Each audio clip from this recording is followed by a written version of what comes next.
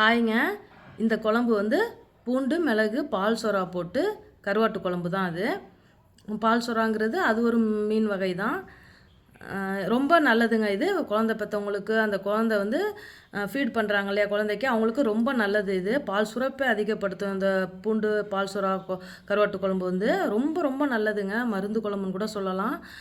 எந்த உபாதையும் ஏற்படுத்தாது. ஒரு 6 மாதம் வரலையும் அந்த குழந்தைக்கு தாய்ப்பால் மட்டுமே அப்படிங்கிற பட்சத்தில் இந்த குழம்பு தான் வச்சு வச்சு அடிக்கடி கொடுப்பாங்க. இதுதான் வந்து பால் சுறா கருவாடு. இதை குட்டி குட்டி பீஸாக போட்டுக்கலாம். இவ்வளோ பெருசு போட்டால் சாப்பிட்றதுக்கு ஒரு மாதிரி இருக்கும். அதில் குட்டி குட்டி பீஸாக போட்டு சுடு தண்ணியில் நல்லா ஊற வச்சு அந்த உப்பு ஃபுல்லாக எடுத்துடணுங்க. இல்லை 1 மணி நேரத்துக்கு மேலே அந்த நல்ல சுடு தண்ணியை ஊற்றி கொதிக்கிற தண்ணியை ஊற்றி உப்பெல்லாம் எடுத்துடணும். நல்ல உப்பு போட்டு தான் இருக்குது அதில். ஆனால் இந்த மாதிரி தாங்க சுடு தண்ணி 1 மணி நேரத்துக்கு மேலே ஊற வச்சு உப்பு ஃபுல்லாக எடுத்துட்டேன் நான். தேவையான அளவு தான் நீங்கள் வந்து உப்பு வந்து போடணும். ரொம்ப உப்பு கரிக்கும். நம்ம நிறையா குழம்புலையும் உப்பு போட்டோம்னா கருவாட்டிலையும் உப்பு இருக்கும். அதனால் அதுக்கு தேவையான ஒரு புளி, ஒரு நெல்லிக்காய் அளவு தாங்க அந்த புளி எடுத்துக்கிட்டேன். அதையும் நான் ஊற வச்சுக்கிட்டேன். சின்ன வெங்காயம் தான் போட போகிறோம். இது நல்லா ஒரு 3 முழு பூண்டுங்க அது. வெந்தயம் தாளிப்புக்கு, கருவேப்பிலை, 2 தக்காளி. சின்ன வெங்காயம் தான் சேர்ப்பாங்க. நிறைய சின்ன வெங்காயம் தாங்க சேர்ப்பாங்க. காரக்குழம்புக்கெலாம் சின்ன வெங்காயம் தான். நல்லெண்ணெயில் தான் தாளிக்க போகிறோம். மல்லித்தூள் 2 ஸ்பூன், 1 ஸ்பூன் மிளகாத்தூள், 1/4 ஸ்பூன் மஞ்சத்தூள். உங்கவுங்க காரத்துக்கு ஏற்ற மாதிரி குறைச்சிக்கலாம். புளியை வந்து நான் கரைச்சி அந்த தண்ணியில் உப்பு போட்டு 2 தக்காளியும் அதிலே கரைச்சி விட்டு ரெடியாக வச்சுக்கிட்டேன். இந்த கருவாடையும் நான் அலசி க்ளீன் பண்ணி அதில் உள்ளதெல்லாம் வேஸ்ட்லாம் எடுத்துட்டு அதையும் அலசி நான் வச்சுக்கிட்டேங்க. இப்போ வந்து நல்லெண்ணெய் ஊற்றி தாளிச்சிக்கலாம். நான் வெந்தயம் போடுறேன். சின்ன வெங்காயம் போட்டு நல்லா வதக்கணுங்க. இது கூடவே கருவேப்பில்லை நல்லா ஒரு சாஃப்டாக கண்ணாடி பதத்துக்கு நல்லா வதங்கினதுக்கு அப்புறம் அது கூடயே பூண்டும் சேர்த்துக்கலாம். நல்லா இந்த கப்பில் 1 கப் அளவு நான் பூண்டு எடுத்துக்கிட்டேங்க. வெங்காயமும் நல்லா அந்த கப்பில் 1 கப் அளவு வெங்காயம் எடுத்துக்கிட்டேன், சின்ன வெங்காயம். தைரியமாக கொடுக்கலாங்க அந்த குழம்பு. அவ்வளோ நல்லதுங்க. அது ஒரு மருத்துவ குழம்புன்னு கூட சொல்லலாம். இதுலேயே நான் நல்லா பூண்டு வெங்காயம் வதங்கினதுக்கப்புறம் நான் அந்த மல்லித்தூள், மிளகாத்தூள், மஞ்சத்தூள் போட்டு அதுலேயே நான் வதக்குறேன். கொஞ்சம் நல்லா வதங்கினதுக்கப்புறம் அந்த கரைச்சி வச்சோம் இல்லையா, உப்பு போட்டேன். அதில் உப்பு, 2 தக்காளி, புளி தண்ணி எல்லாம் நல்லா கரைச்சி வச்சுட்டு நான் அந்த கரைச்சதை இதிலே ஊற்றிக்கிறேன்.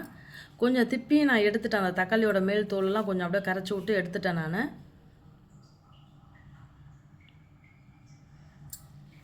ரொம்ப நல்லதுங்க அந்த குழம்பு. உங்கள் வீட்டில் யாராவது குழந்த பிறந்திருக்கு அப்படின்னு சொன்னாக்கா இந்த வாரத்தில் 2 நாள் 3 நாள் இந்த குழம்பு வச்சு கொடுங்க. பூண்டு நிறையா சேருங்க அந்த அம்மாவுக்கு. குழந்தைக்கு ரொம்ப நல்லதுங்க. நான் அந்த மிளகு, சீரகம், பூண்டு நான் இடித்து வச்சுக்கிட்டேன். இதையும் அதில் தான் குழம்புல சேர்க்க போகிறோம். குழம்பு சிம்லேயே வச்சு தான் எனக்கு கொதிச்சுது. அந்த பூண்டு வேகலை. நான் வெந்துருச்சான்னு பார்த்தேன், வேகலை. இன்னும் ஒரு 5 நிமிஷம் வெந்ததுக்கப்புறம் தான் அடுத்தடுத்து சேர்க்க போகிறோம் நம்ம கருவாடெல்லாம்.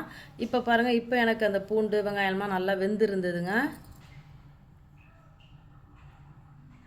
நான் கத்தி வச்சு கட் பண்ணி பார்த்தேன். நல்லா பூண்டு வெந்துருச்சு. நல்லா பெரிய பூண்டு இல்லைங்களா, நல்லா வேகட்டும்னு நான் கொஞ்ச நேரம் விட்டேன். நல்லா வெந்துருச்சு. இப்போ நம்ம வந்து கருவாடு போட்டுக்கலாம்.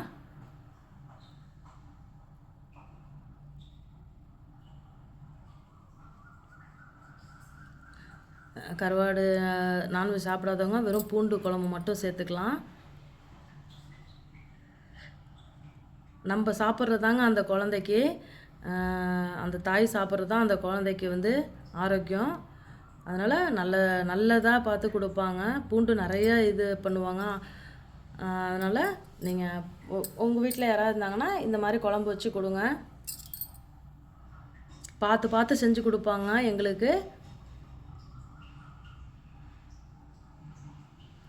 கொஞ்சம் கருவாடு வெந்ததுக்கப்புறம் நான் அந்த பூண்டையும் மிளகு, சீரகம் இடித்து போடுறேங்க. இது தாங்க ரொம்ப நல்லாயிருக்கும். இந்த குழம்பு இன்னும் கூடுதல் ஒரு சுவை, மணத்தை கொடுக்கும்.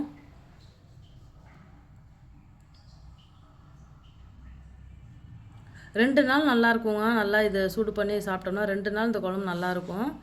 2 நாள் 3 நாள் கூட நல்லாயிருக்கும்.